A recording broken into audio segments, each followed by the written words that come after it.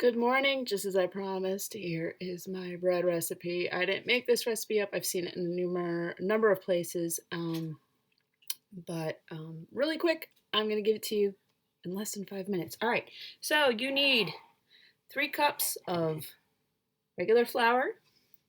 If you want to get into bread flour, that's fine. 1/3 cup warm water. You're going to need, let me double check, 1/4 teaspoon yeast and 1½ teaspoons of salt. You're going to mix that all in this bowl. You're going to cover it up overnight. So just like this, we got our 3 cups of flour. Boom. Again, our 1½ teaspoon, not tablespoon, teaspoon of salt. That's this guy here is 1. Now I'm not going to guess what 1/4 is because I have 1/4 teaspoon. Boom. Here's my 1/4. Just like that. 1/4 teaspoon of yeast. So again, that little guy. You keep yeast in the fridge. People are asking me in the Zoom meetings, students are asking, what is yeast? I said it's alive and it eats. And when it eats, it produces gas just like you do after you have a bunch of bean burritos, and that grosses them out. And I said, well, that's what it is. So we're going to add the water.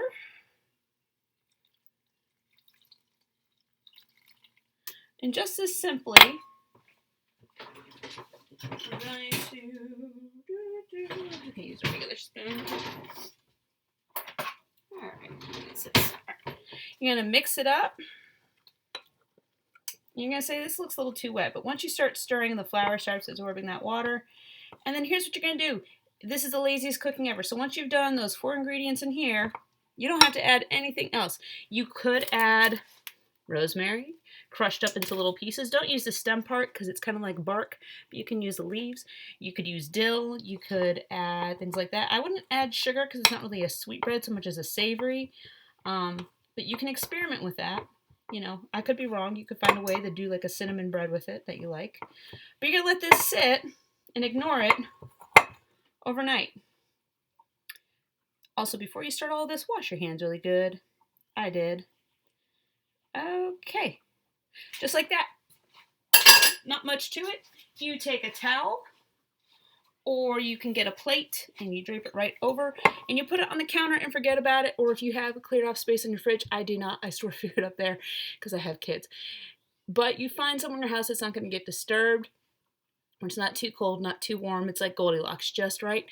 And you just let it sit there for the day. The next day you come here to your oven with parents' permission and supervision. And you take a cast iron pot. You put this in a cold oven. The lid, the pot, everything. There's nothing in it. It's empty. You put this in the oven and have them preheat it to 450 degrees Fahrenheit. What it'll do is heat up not just the oven, but it'll heat up the iron in the cast iron. Then when you're ready to bake, which is the next day, because let it sit for a day. You don't even have to do anything to it. You don't even have to knead it. You're going to take a piece of parchment paper while that's in the oven, nice and hot. You're going to put it face down. I lied. There is one more ingredient I highly recommend. Cornmeal. So take some cornmeal. Take your hand. Shake it, shake it, shake it, shake it, shake it, shake it, shake it, shake it. Just like that. And you're going to take your dough. And you might have to get a little flour in your hands. If your hands are wet, it'll really stick. But if you dip a little flour on your hands or cornmeal on your hands, scoop the dough out, put it in the middle of that, into a blob. And then you're going to take the sides of your parchment paper, have your parents open the oven, take the lid off, drop it all in, even with the parchment paper. I promise it'll be okay. It's designed for baking. Not wax paper, not tinfoil, parchment paper. And you let it bake in there with the lid on it for about 35, 40 minutes. About the last 5 minutes, I take the lid off. I just put it to the side in the oven, so I don't have this hot lid moving around my counter. And then I kind of keep an eye on it. When it's like nice and caramel brown, you can pull it out and let it cool before you cut it. If you cut it too soon and it's all steaming up, you're losing all the moisture of the bread. It dries out. But you get a really nice loaf of bread that way. So I've got one in the oven. I'm about to pull it out. Okay, so lid. can grab the parchment paper. And I might pop this one in a little bit longer. But that's your bread. You also want to score the top of it. That means scratch it with a really sharp knife before you put it in so you get these nice crack lines. That helps the bread expand as it bakes. All right, so that's Miss Kay's really quick explanation on how to make really good artisanal bread, and take notes as you do it. Sometimes you might need to adjust your water a little bit, your salt a little bit, kind of like a scientist would do, but that's part of the art of it too. What kind of designs you cut into it tie back to history. When people didn't have their own ovens, they usually had a community oven,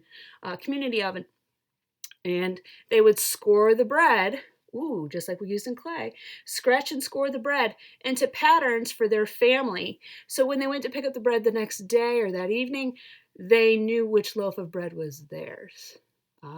So there is some art to it in that sense.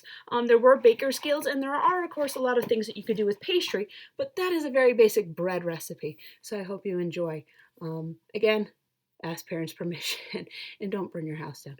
Thank you. Bye.